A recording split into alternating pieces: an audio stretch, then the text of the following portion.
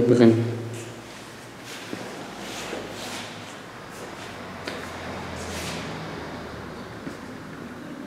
So Fernando, do you remember the first time when you called yourself an artist? Well, that's a very interesting question.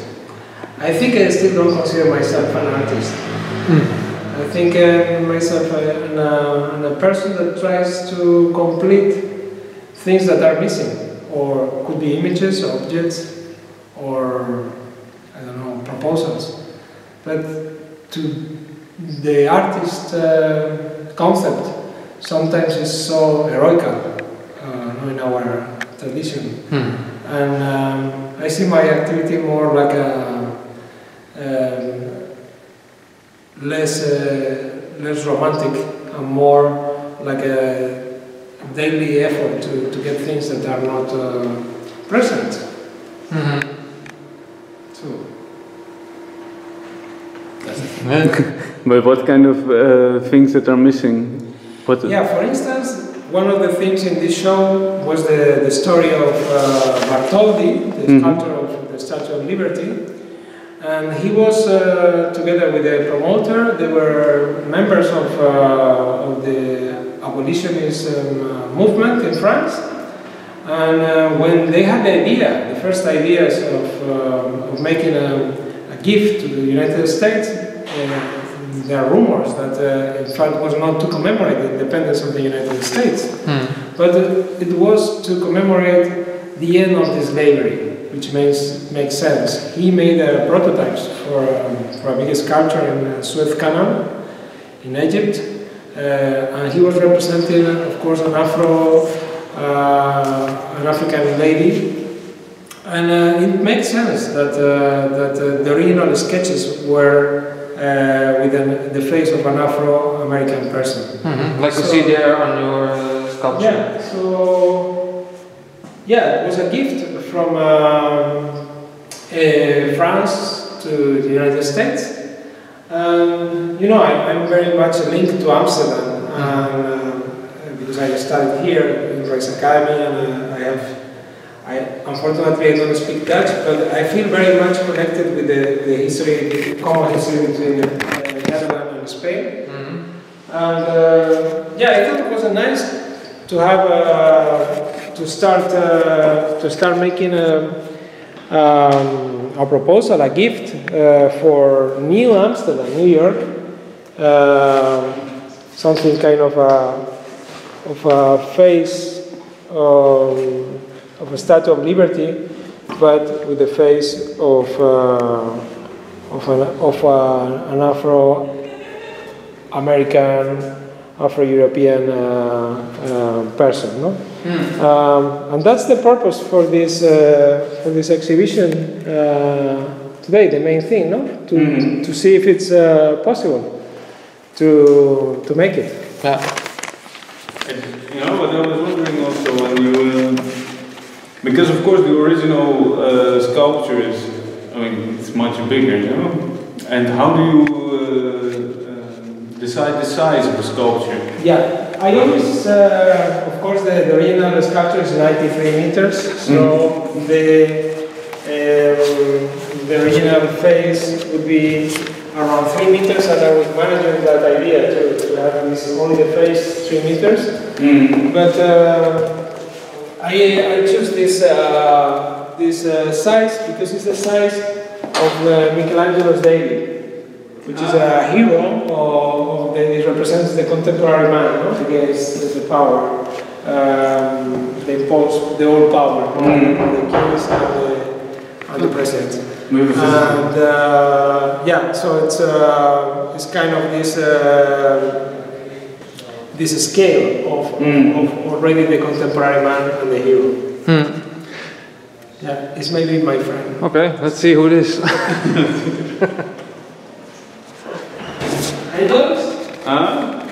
Hello? Come in. We're in the middle of an experiment. Your sculptures are very often connected with a narrative. And a narrative that takes place in the history of a certain country or the struggles of power. But for example, with your boat of Franco, the ex-dictator of Spain, you press the boat into small cubes and you present them like minimal sculptures. Yeah. We were wondering, how do you make the connection to the story for people who are seeing your exhibitions? Well, in Franco's piece, I bought the remains of the big ship he used to have for pleasure. It was like an army ship, but to invite guests and stuff like that, right? Yes, to make to fish whales, to patrol the coast of Spain, and of course to have meetings with people that were not allowed to come to Spain and make an official visit. So what I did with that, I was able to buy it finally after many crises in Spain and many people that bought it and went bankrupt. And finally, what I wanted to do was to destroy it, to make it a kind of transformation into little packs of aluminium compressed and metal compressed. And I call the piece Guernica syndrome, like a Stockholm syndrome. People of, when you are addicted still to your perpetrator, the people that kidnap you. So is this Stockholm syndrome, and I call it Guernica syndrome because it was what happened with Picasso. He made an historical event, like the bombing on Guernica. He made, using his formalistic style, he made an historical painting using this technique that was really only formal, like cubism, to talk about an historical event. So in this case, what they did was to take an historical object and to make it through art, convert it into a formal shape, into the language of art. So you can get free of history and somehow. But what I was wondering is, like, if I see as a visitor this one cube of the ship, then how do I know it's the ship of Franco? Is that important that I know that, or can I also appreciate it just as a minimal sculpture? Well, of course, it depends on the viewer. No, you are a person that knows about contemporary aesthetics. Yeah, okay, of course. But for you as an artist, is it important for you that people know, okay, it's a ship of Franco, or is it for you also totally okay to just see it as a minimal sculpture? Yes, as a person, it's important that people know as more as possible, because when you are in a context that people know a lot or know more about history, it's more difficult to manipulate, and it's less difficult it's more fun to have conversations. So more knowledge is more freedom. Yeah, I hope so. I hope so. Otherwise, we go backwards. The effort of humanity is to know more and to use it for good, in theory. Even though one of the most moments of progress in knowledge are the wars and the conflicts. Of course, conflict is always creating advance. But also I believe that in peace times, art is this tool that provides this knowledge for all, and this capacity of having layers of knowledge and of approaching to reality, not the thing, the academic way to know things. So you can approach through a piece of block of metal, like you don't know what it is, and then to get to know what is behind. So is it mostly mouth to mouth, like visitors telling each other about this meaning, or maybe people working in the institutes that you work with, or is it texts that you provide in the exhibitions? How do you prefer to communicate this kind of backgrounds of the stories you're addressing? I think people connect with contemporary art or with the context of contemporary in many different ways. Maybe people has a lot of background and then it's enough for them to connect.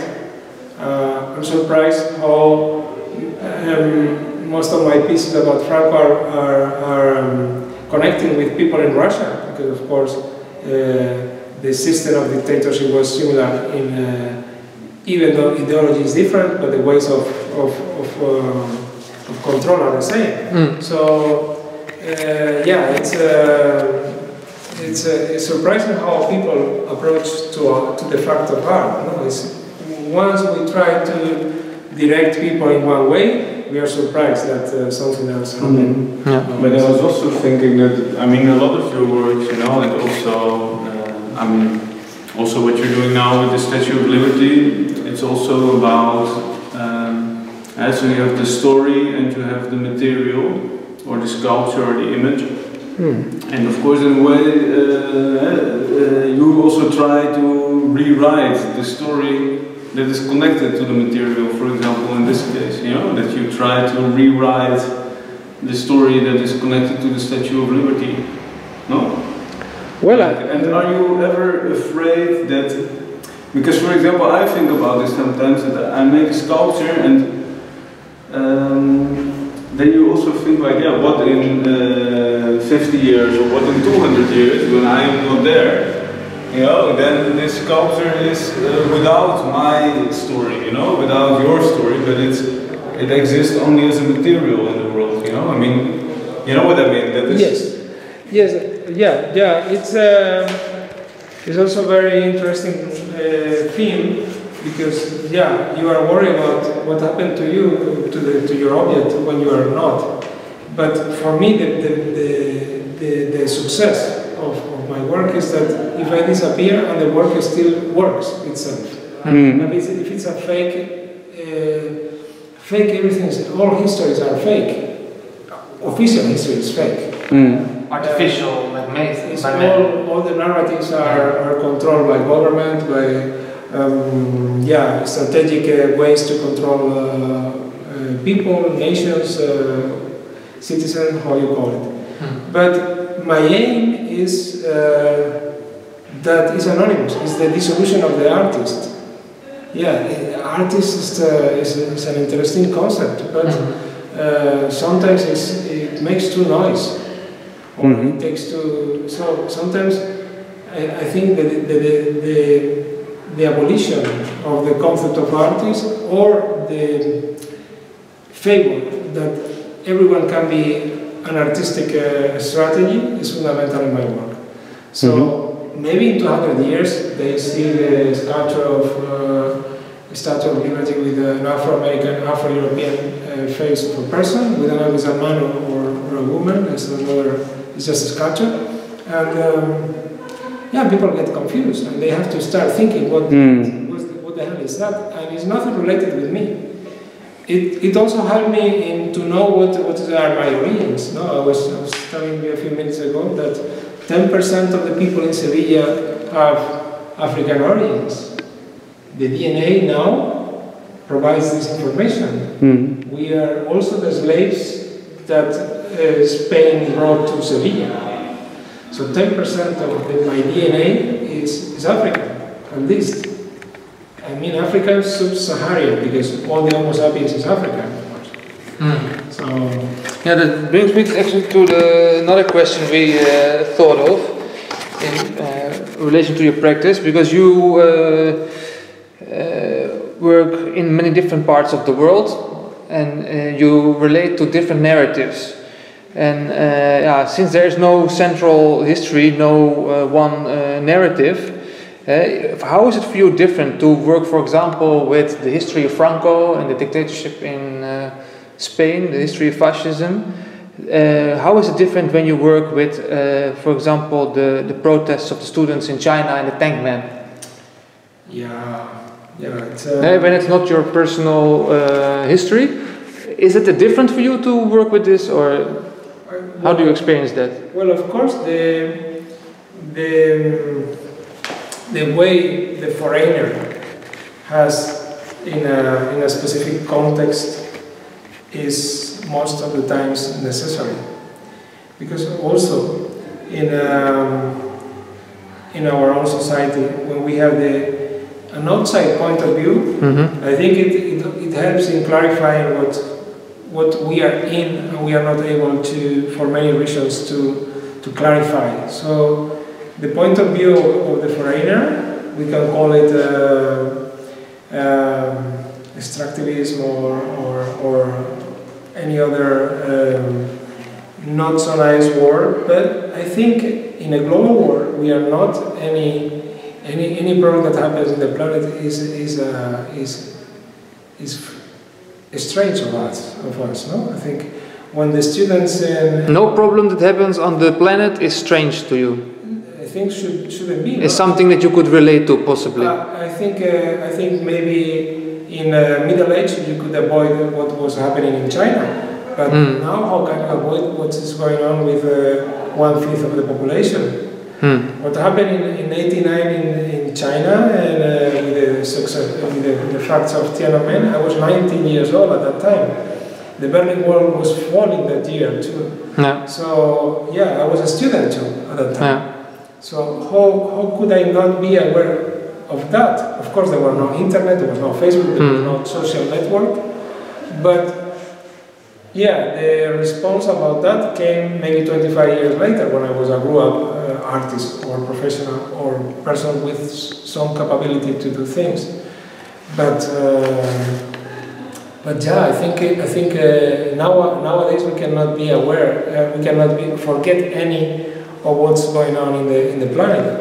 Yeah, sometimes we do love, no? We do yoga and we do any kind of activity to disconnect, which is also necessary for keeping alive. But yeah, sometimes it's different. But does it feel different for you personally when you work with a Spanish narrative or when you work with a narrative from another continent, or does it feel the same? Well, you always try to connect with why you are interested with that, or why is the connection with that. When you work with narratives that happen in Mexico, for instance, we are so close, we are so connected. Yeah. When you are working with a narrative that happened in Tiananmen in 1999, of course I remember my art school, which was full of people from Taiwan, in Spain. So we 10% of our students in Madrid, they were from Taiwan. Yeah. And communication was thanks to art more than language. And when you saw 10% of your school, your art school in the garden, looking at the TV and watching the news from China, then you think, okay, this is something that I cannot avoid. It's also part of my time and part of my city and part of what's going on, or how I think, or how I'm going to think in the future. So, yeah, I see difficulties in finding things that are not going to be connected with us in some point. Of course, you follow as a person, as a limited person, one type of attitude, no? Yeah, but I also thought that actually maybe in this respect also because you were talking about the abolition of the artist, or of the you were talking about at the beginning you said I don't actually even really consider myself an artist, maybe, but more somebody that proposes something, or somebody that, you know, brings certain things in the world. And because what also strikes me in a way is that a lot of the objects they don't have your fingerprints on them, you know, like they are, I think in a lot of cases not also really made by you, that you don't do the handiwork. Yeah, well, right, and I think maybe this also has to do with that all the sculptures also are about the public space for me. You know, like I never see a work from you that is about the domestic situation. Right? Yeah, that's because I am very young artist. And when I complete my education, then I would put my fingerprint on it. Well, let's walk a bit there to see I have a standard that I put my fingerprint on it. Oh yeah? Show me the fingerprint of yours. This is Yeah, the hands. Yeah, I put all my fingerprint on that. So this is a proposal for. It's called the artist's hand.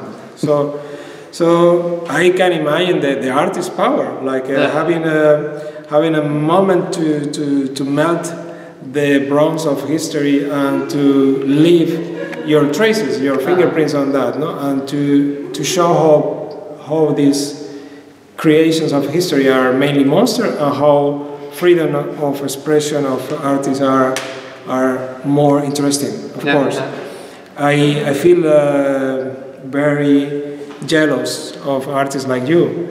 That's why we are friends. No, it's true. Yeah. It's true. I think okay, next year I stop doing these projects, and then I will start doing my own stuff. This is also connected maybe with this idea that you maybe don't in the first place call yourself an artist, but somebody who changes things that are missing, like reacting to what you see in the visual language of power structures, and that you add a different possibility to the narrative. Do you try to create a different kind of public space with your work? Yeah, well, I always try to be loyal also to other artists. When you are talking about artist proposal, you are trying to be loyal to some other artists. For instance, this project which is in the hat, imagine, no? It's a kind of a fake Rodin. Instead of being a man thinking, it's a kind of a different figure. It's maybe a lady. We don't know. I don't look at the sex of the sculptures, you know. But this is a lady, I can tell you. You can tell? How can you tell? It's just bronze. Why we are being so sexist with the sculptures? It's not fair. But this, for me, was kind of getting into the mind of Rodin. So I made it. Yeah, I follow how he was working and how he was making the prototype, and it was a lot of pleasure and it was a lot of compromise with him. No? So when we were talking about doing this interview with you, we were having a kind of discussion in the studio whether or not you would be interested in Rodin, and if you see comparisons with your practice and his practice. Yeah, because actually I read that he said about monuments. He said that every monument should have a clear moral message. Well, and I was wondering if you agree with this. Well, I think every monument has many messages. Most of them are amoral or immoral. No, like, yeah, of course. How can you have a Statue of Liberty in your own country when you are one of the biggest empire in the planet? That's come on. That's tell me what you are happy to have in your home or in your personality, and what is missing. No, so it's this kind of things. No, that sculptures sometimes they are lapsus calami. No, in fact are expressing things that are missing in society, like freedom. Yeah, in fact, American society is lack of freedom of first of the Afro-American people, but Latino people, illegal people. Yeah, it's one of the countries with more problems with liberty. So yeah, it's most of these sculptures are made to cover a moral problem, no? to get you know, comfort for the government, for the states to get comfort with the real problems, the situations. No? Yeah, I also thought this actually with this video of because I like this idea that the sculpture is because I was thinking that it is a kind of like a physical presence of an absence, you know, like that, because yeah, when you think about history, of course it's not there, you know. I mean, it's just stories, and it doesn't have actually any presence, you know. And these sculptures are giving, of course, this presence to this history, or to these different histories, or to this. I also had to think of this video you made with the blind people that are touching this sculpture, that is kind of for me also an image of this, of something invisible that becomes in a way visible by giving it plasticity or by giving it that's a very poetical and philosophical concept.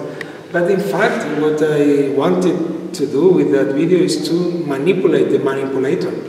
Yeah, I could not go and ask the government, hey, I want to touch the balls of the horse of Franco, or to touch the mustache. But there was a group of artists with visual difficulties that wanted to do what we cannot do.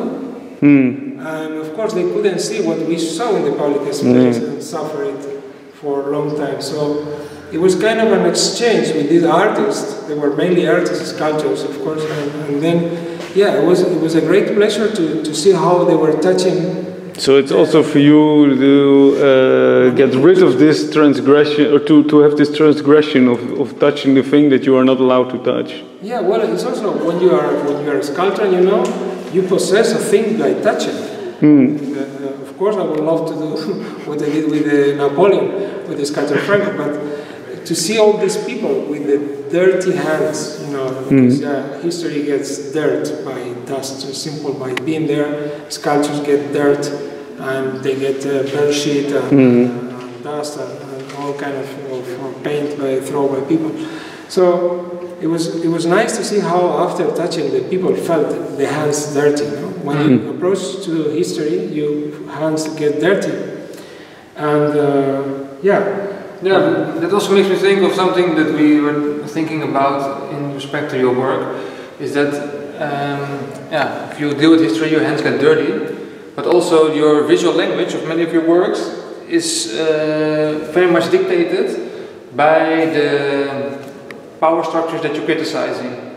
The visual language is often those of the...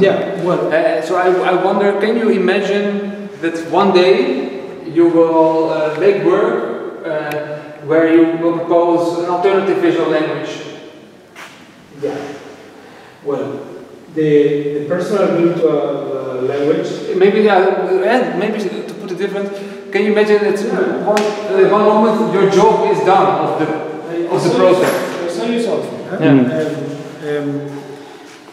My personal language is for me. I never saw these drawings, but I always go with a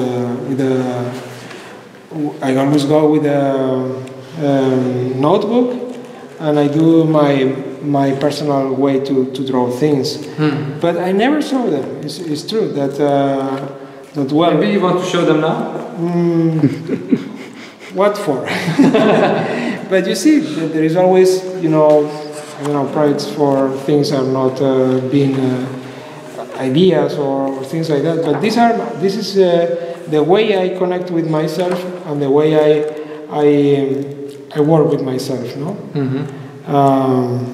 The way but this I never show it to anyone. It's just the way I think and a way to work myself.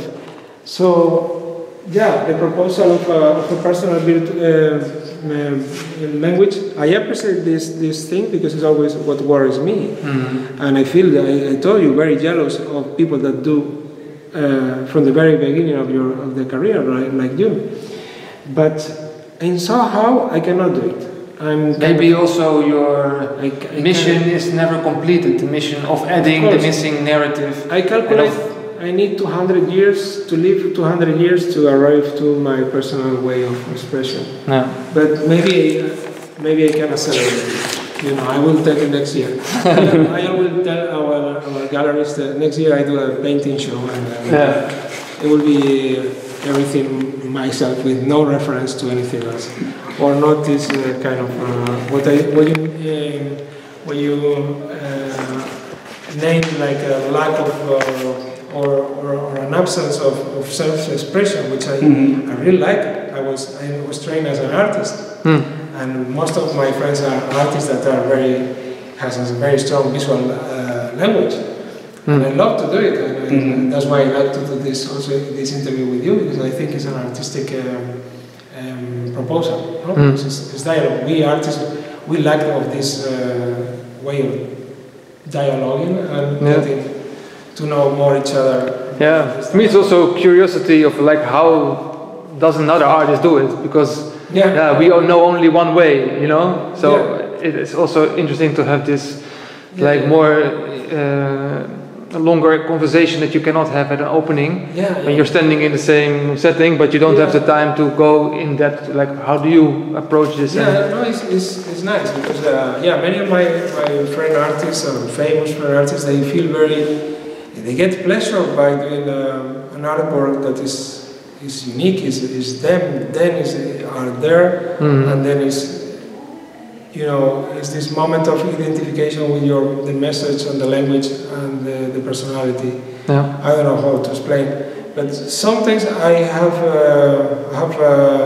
joy, but the contrary, when something is a piece of something that could be history forever, and not me.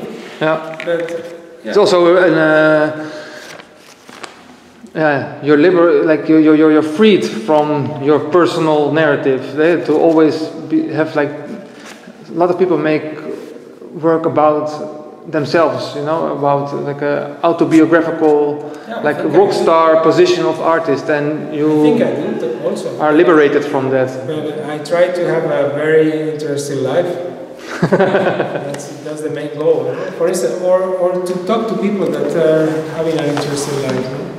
For instance, now I'm talking to people that the work brings you to these people also. Yeah, or sometimes the people just approach to me. Now we're suffering to try to make a memorial for the victims, the executed victims in Spain, in Madrid. Of COVID.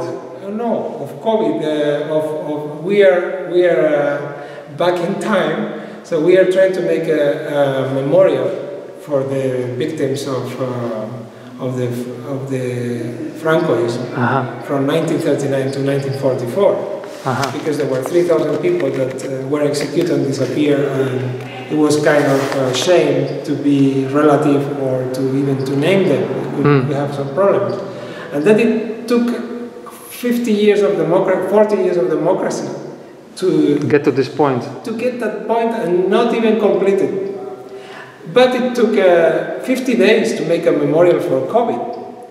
In Madrid, we have a memorial for COVID, we have a eternal flame with the structures of the 19th century, but it took 50 days to make a memorial for that. But what happened with the victims of AIDS in Spain? Pandemic. Are many different types of pandemic.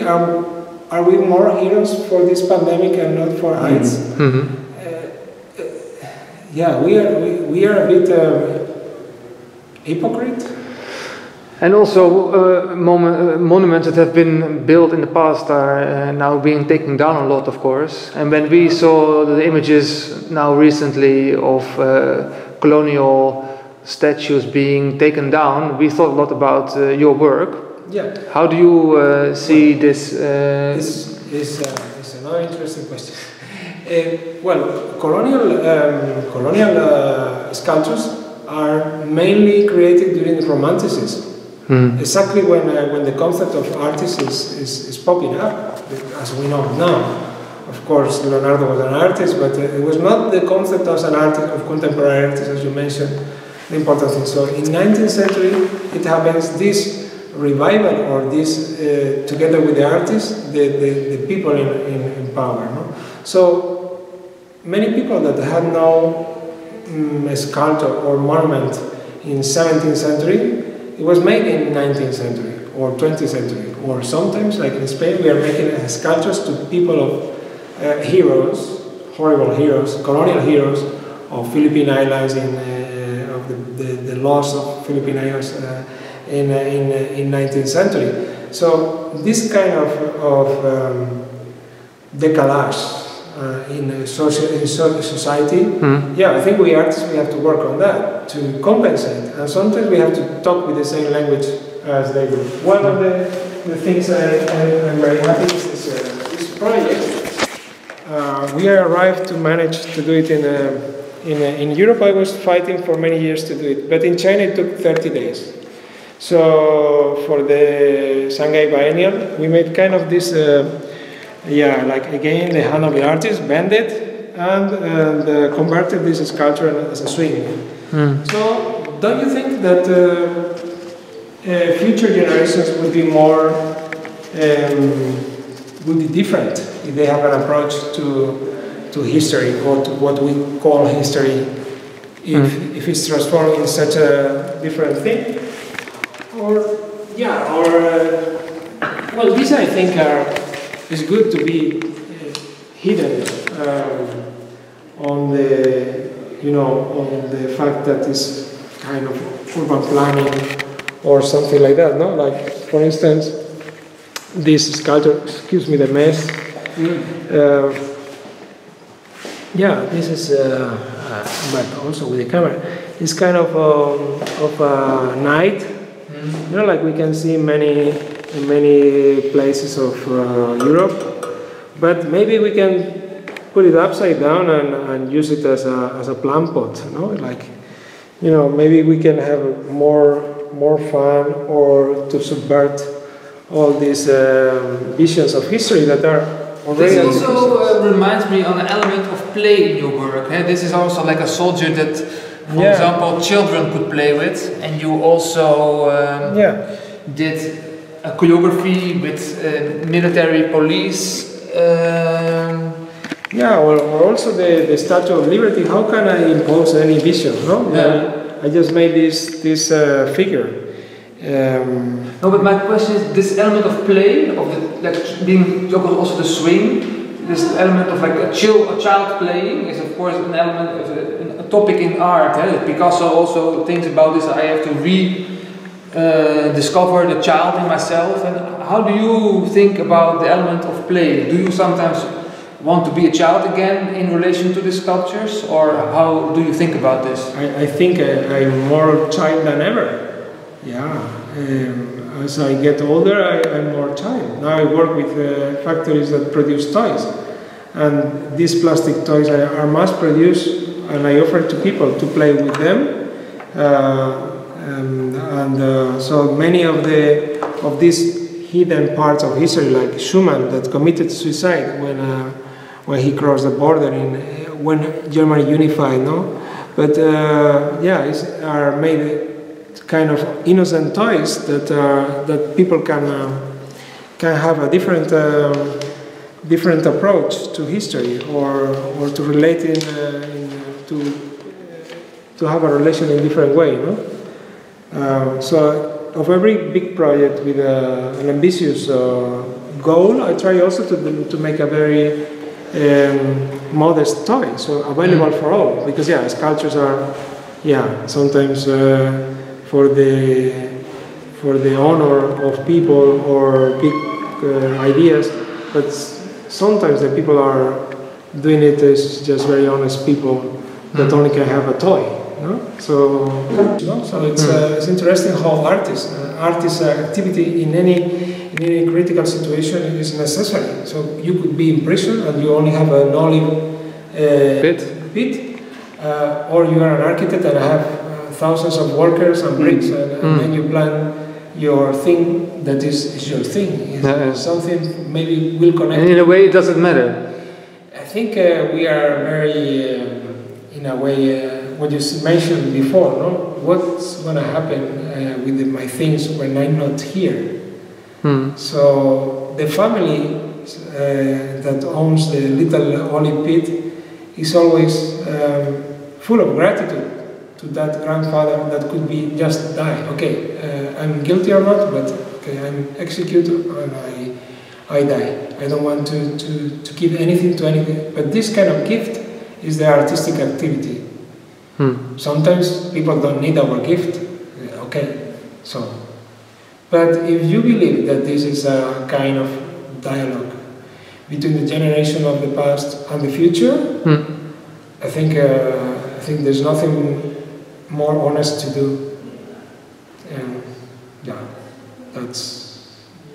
that's all for today.